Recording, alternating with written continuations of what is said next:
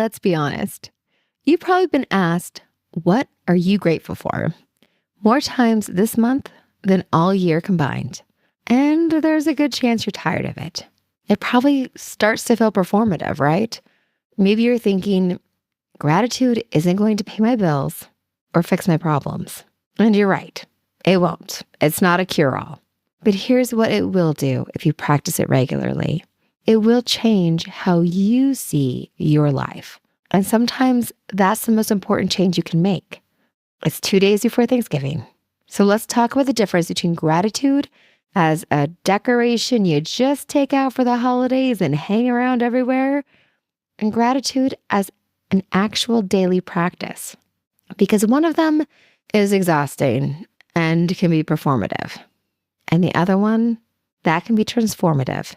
Because when you see it differently, you live differently. Welcome to The Grit Show, where our focus is growth on purpose. I'm your host, Shawna Rodrigues, and I'm honored to be part of this community as we journey together with our grit intact to learn more about how to thrive and how to get the most out of life. It means a lot that you are here today. As you listen, I encourage you to think of who may appreciate the tidbits of knowledge we are sharing and to take a moment to pass this along to them. Everyone appreciates a friend that thinks of them, and these conversations are meant to be shared and to spark even more connections.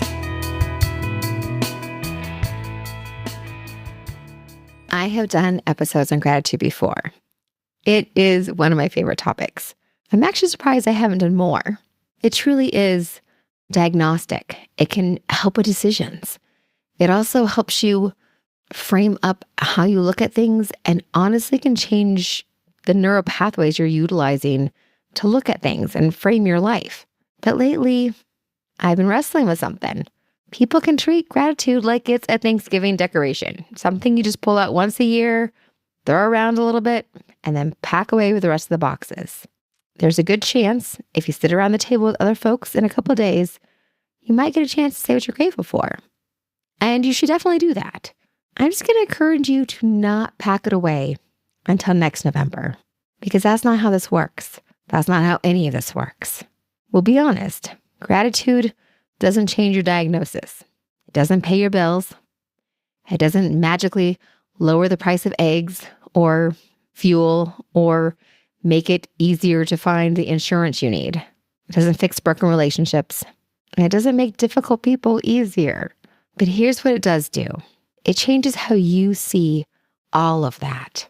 And sometimes, unbeknownst to us, something we're not taught clearly enough, how you see things is everything.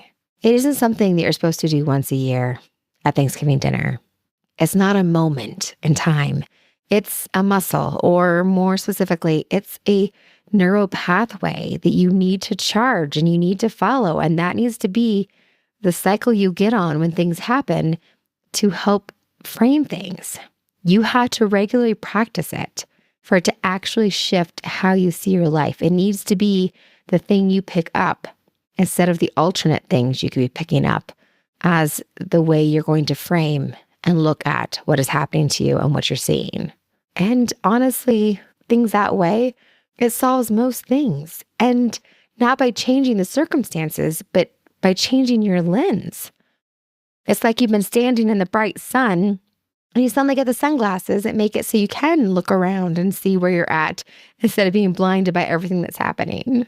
It's not rose-colored glasses, perhaps, but it's training your brain to notice what's actually there that you've been missing because it's been taking up so much space looking at all of the negatives and all of the things that aren't working and all the things that you aren't grateful for.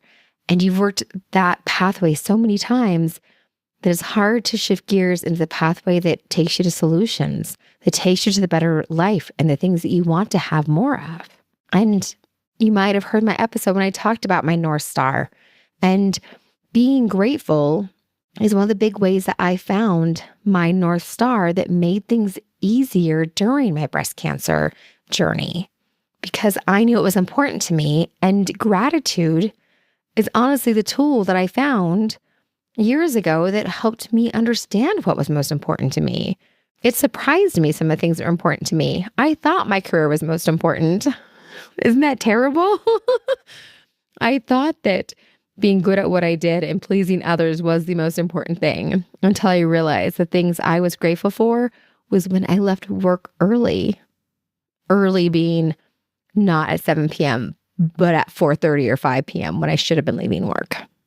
And those are the days that I was grateful for that and not grateful because I stayed too late. And it helped me understand how important that was and how much better that felt. And how it was more important that I figured out how to rein in my work instead of destroy myself doing too much of it. Realizing which one of my friends I was grateful for, which relationships were sustaining me and giving back to me, and the things that would actually matter when my world got small. And those are the things that gratitude can help you see in a way that just being positive or joyful doesn't have the same lens to help you see those things. It helps you see where the light was already coming through, where the good things are already happening in your world, where you should be building and spending more of your energy. So having a practice of it is necessary so you can start to realize those pieces. Because sometimes it starts as a small whisper. You have a hard time figuring out what you're grateful for. And it takes building that muscle to be able to recognize what you're grateful for. Some days you're grateful that you didn't have a lot of traffic going to work. And sometimes you're grateful for the wonderful friendship and the person that really showed up and listened to you. And when you take the time to acknowledge that and internalize that, it becomes part of the narrative you're going to reference when you're making other decisions about knowing what's important to you and what really mattered to you. So it helps when you find out what you're actually grateful for other than what you think you should be grateful for. Because I think there's a lot of things that I thought I should be grateful for and realized that when I actually broke it down and spent that time reflecting, it turned out a little bit different. And so there's a difference between I should be grateful I have a job and I'm really grateful that the person 2 desks over actually came over and told me that joke and I got to laugh today.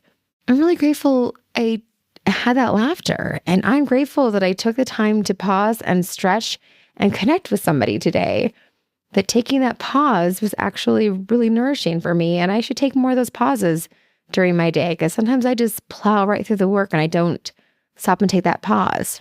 I'm so grateful I decided to take that walk. It was beautiful outside and that fresh air was really refreshing. Or I'm grateful I took the long way home today and got to see some things I didn't get to. Or I'm so grateful that I took that time to sit on the couch with my child an extra few minutes because they told me something I didn't expect them to, and that was really meaningful and powerful. So it's those little things, not the big things. The big things are good, but when you get into the shoulds, like I should be grateful for this, I should be grateful for that, it's usually those big things. And we can start there, but oftentimes it's those little things that we have gratitude for. And it takes doing it regularly to be able to let those things grow and see them and find the patterns. And not just looking for the obligations, but the truth and what's individual for us and what's valuable for us. I had this amusing conversation with my husband just the other night when we were trying to figure out a scheduling piece, and he was offering to go get our Christmas tree without me. And I was offering other paths for that. And we have a great relationship in that we can pause and I can say, I don't expect you to go with somebody else to do that. I just know that I would want to. And I'm curious if that would make it more fun for you, or if you were just going to get the tree without me because you're going to get the tree for us. Because if you're doing that, let's just use the tree at home. I like going to get a Christmas tree in the woods because I like going with you, spending time in the snow, picking out a tree with you. That is fun for me. We don't seem to have time for that this year. There's some things that are swirly that are happening. So if we don't have time for that this year, you going by yourself to the woods to get a tree, that doesn't sound fun to me. But if you're really excited to go by yourself, if you're grateful for that time alone in the woods, then go for it. I would gladly go on a hike without you. I have no desire to be alone in the snow. That does not sound fun to me. But going alone on a hike, that would sound fun to me. Going on a walk by myself, I'm good with. So if he's grateful for time alone, even if it's in the snow, he might go for that. However, there might be things he's more grateful for. And it might be he's grateful for the ease of putting together a Christmas tree we already have. And knowing those things makes it easier to make those decisions later, which goes back to our North Star conversation that we've had. So it's important to figure those little pieces out so that you can be aware of what those things might just be. So that's the importance of regularly practicing it to find those patterns and see what emerges. And sometimes you discover what you're not grateful for, right? That's what emerges first.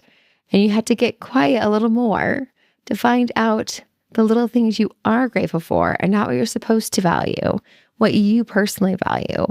And so it gives you the space to find the patterns and figure those out, to figure out what might be the things that are draining you and what the things are that you're forcing the gratitude around, instead of what are the things that you are genuinely grateful for.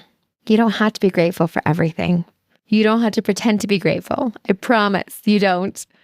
And I don't want you to. We're not fans of toxic positivity here. Sometimes the absence of gratitude is telling you that something needs to change. And that's okay. But you can only hear that message if you're practicing regularly enough to notice those pieces, what you're actually grateful for and what you're just doing out of habit, out of obligation, out of routine, out of expectation. So you can kind of align those pieces. And it's important that you say things and then reflect on them a little bit. So you might just say, I'm so grateful for my health. But if you're not sleeping, if you're not taking the time to move your body and take care of it, and you're not resting when you need to, are you grateful for your health? Because your actions aren't in alignment with your words, right? And if you say like, I am so grateful for this one person I knew this one time, are you grateful for that person or for that time? Because maybe you haven't talked to them and you don't reach out to them and you don't prioritize them. So maybe you're not really grateful for that person. You're grateful for that space and time you shared with that person, right? So it helps you to dig down deeper to find out what you're actually grateful for. If you realize like, no, I really am grateful for my health. So why am I not prioritizing it? Why am I not taking care of my health if that is something that I'm grateful for? So it can be a very powerful tool to help you get in alignment and figure out what else you can do to add to things. So as we get to our grit wit and move into our Thanksgiving that we'll be sharing with others, to start thinking beyond just the day and just what we're going to say around the table on Thursday. And perhaps starting to think about how we can integrate into our each and every day a gratitude practice. Time to start reflecting about what we're genuinely grateful for. Whether that's each morning when we wake up, after the alarm goes off, the first thing we do is think of something we're grateful for. Or if you're like me and have trouble falling asleep sometimes, maybe when you're lying in bed, you're running through that list of the things that you're grateful for. Perhaps on your drive home. You may recall from our previous conversations that one tool that we will use to help make something an actual habit is to attach it to something we already do every day. So the first thing we're going to do is to pause and reflect about where we can fit in a gratitude practice so that it becomes a practice. Whether it's when you brush your teeth, when you're driving home, when you're driving to work, when you are going to bed, when you're getting up first thing. You can even change your alarm on your phone possibly so that it has words. I know I can on my Android, and I think most phones can do that. You can add a little phrase on your phone with the alarm, and it can say, what are you grateful for today? So when your alarm goes off, the first thing you see is, what are you grateful for today? And you can just start with naming one thing. But find a time in your day that you can do this and remind yourself with something that you connect to gratitude. If there's like a certain symbol that reminds you of gratitude, if there's a color that reminds you of gratitude, and attach it. So if it's your car, like tie something to your steering wheel that will remind you. Put something on your dash that's going to remind you to think of gratitude when you drive home. Give yourself something to kick in that reminder. A little note on your phone, something on your desk, something next to your sink when you're going to do dishes that will kick that into place. Something you wrap around your toothbrush handle so that you do this on a daily basis, because it will make all the difference. And I know we've talked about the 4 tendencies, and that if you are somebody who is labeled as an obliger, I've worked with different teams and we talk about it as being a responder resonated a little bit better with that team. And I'm excited to do more work around this as I move more into my consulting again. That if you're somebody who does best when you have obligations and expectations that are connected to somebody else, then maybe you have somebody you're checking in with. I know that was what was effective for me. And I'm a questioner, but that was the most effective tool for me was when I had somebody else that we texted each other our gratitudes each day. And that got me into the habit of having a gratitude practice because I did that. And if you already journal or if you have somewhere you write every single day as part of your planner or something else, that if you can just start making a note there or a place that you write it down regularly, that it will really help with that. And that's the first thing. Like the important thing for habits is to start small and scale into that small piece. And so that once you start doing it, then you can build on it and make it so it's 3 things instead of 1 thing. And then turn it into like, what is something to align my gratitude with my actions? Like actually calling the friend you're grateful for, actually making decisions based on what you're grateful for. Actually, if you're grateful for your health, to take care of your health a little bit more, right?